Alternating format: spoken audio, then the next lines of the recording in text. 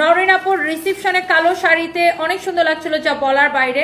Nusrat lifestyle, আচ্ছা হ্যাঁ আমি দেখলাম আমার ওই বিয়ের রিসেপশনের ভিডিওটা অনেক জায়গায় ভাইরাল হয়েছে, অনেক কিছু জেলাস মহিলা কমেন্ট করছে উনি বেশি বার বেড়ে গেছে। এই বেশি বার বাড়লে কি তোর জামাইয়ের টাকা দিয়ে পারছি নাকি? আমি বুঝলাম না। মানে আমি যদি একটা ব্লাউজ ক্যারি করতে পারি, আমি যেটা ক্যারি করতে পারি ভাই সেটা আমি নিজের টাকা দিয়ে কিনে পড়ছি, আমি ক্যারি করতে পারি। তুমি তোমার সেই ফিগার নাই সেজন্য তুমি ক্যারি করতে পারো না, সেজন্য কিছু হিংসুটে মহিলা আমার উপর চালাচ্ছো। What can I do? আমার কি করার আছে? এগুলো কিছু আমি দেখছি যে বিভিন্ন জায়গায় কমেন্ট করছে যে আমি কেন ওরকম ব্লাউজ পরছি। ভাই তুই আগে নিজে এরকম একটা ফিগার বানা, তারপরে দেখ তুই এরকম ব্লাউজ পরতে পারো কিনা। এসব হিংসুটে মহিলাগুলার আমার একদমই সহ্য হয় না বাই দ্য ওয়ে। আর আমার পেজে তো এই ধরনের কমেন্ট করলে যে স্ট্রেট লাথি দিয়ে এখান থেকে বের করে দিতাম।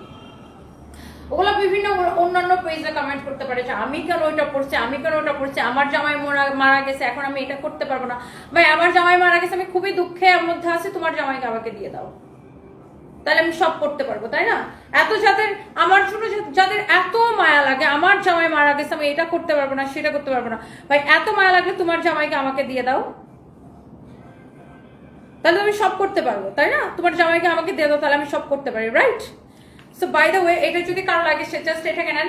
এই ব্ল্যাকটা কার কার লাগবে জাস্ট দেখেন। এই আমার কাছ থেকে এই ধরনের অ্যান্সার শোনার জন্য এই মহিলাগুলো এগুলো কমেন্ট করে, আর জুতার বাড়ি খাওয়ার জন্য এগুলো কমেন্ট করে। এরা না নিজেদের পার্সোনাল লাইফে আপু হ্যাপি, না অন্য কাউরে হ্যাপি দেখতে পছন্দ করে। ভাই আমার জামাই মারা গেছে আমি তো জানি না, অ্যান্ড আমি যে ঘুরে দাঁড়াইতে পারছি, আমি সবকিছু ঠিক রাখতে পারছি, বা আমি সবকিছু ঠিক মতো রান করতে পারতেছি, এটা আমার ক্রেডিট। অ্যান্ড আমি ক্যারি করতে পারি, আমি সবকিছু ক্যারি করতে পারি। আমি যেইভাবে ওয়েস্টার্ন ক্যারি করতে পারি সেইভাবে আমি যেমন ফুল স্লিভসের ব্লাউজ পরতে পারি, আমি ব্যাকলেস ব্লাউজ পরতে পারি, সেটা সবাই পারে না, কিনতেও পারে না। সো এই জন্য অন্যরা পড়লে এদের খুব বুকের মধ্যে চলে, বিকজ আমার মতো সুন্দর না, এই জন্য অনেক জ্বলে এই ধরনের মহিলাগুলা।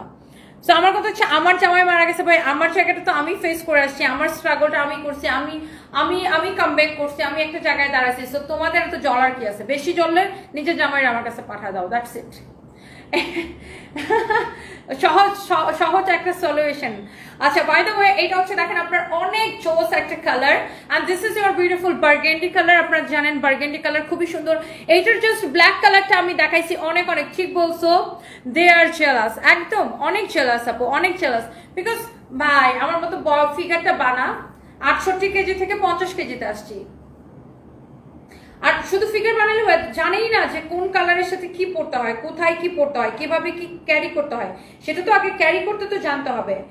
নিজের মানে গায়ে কাপড় নাই, মানুষের কাপড় নিয়ে খুব টানাটানিতে পড়ে এরা। By the way thank you so much. নরিনের রিসেপশনে সবচেয়ে বেশি সুন্দর লাগছে আপনাকে, ব্ল্যাকে বেশি সুন্দর লাগে Rita Saha, thank you so much. And যারা এরকম বুঝে, যারা ফ্যাশন বুঝে, যাদের ফ্যাশন সেন্স আছে, প্রত্যেকে কিন্তু আমাকে অনেক পজিটিভ কমেন্ট করছেন, প্রত্যেকে আমাকে পছন্দ করে, এন্ড আলহামদুলিল্লাহ কোটি কোটি মানুষ আমাকে ভালোবাসে। সো এই ধরনের 2-4টা অসভ্য মহিলার কমেন্ট আমার কিছু যায় আসে না, এন্ড এই ধরনের অসভ্য মহিলাকে আমার জাস্ট থাপড়াইতে ইচ্ছা করে, দ্যাটস ইট। সো আমার সামনে কোনোদিন আইসা কেউ ওগুলো বলে না, সামনে বলে আপু আমি তো তোমার অনেক বড় ফ্যান, সামনে এসে কোনোদিন দেখলাম না কেউ আজ পর্যন্ত একটা কিছু বলতে। বাই দ্য ওয়ে আমি বলছিলাম যে সামনে এসে বলেন 1 কোটি টাকা দিব, পরে 10 তলা থেকে লাথি দিয়ে ফালাই দিব, কেউ সামনে এসে বলে না। আচ্ছা বাই দ্য ওয়ে কথা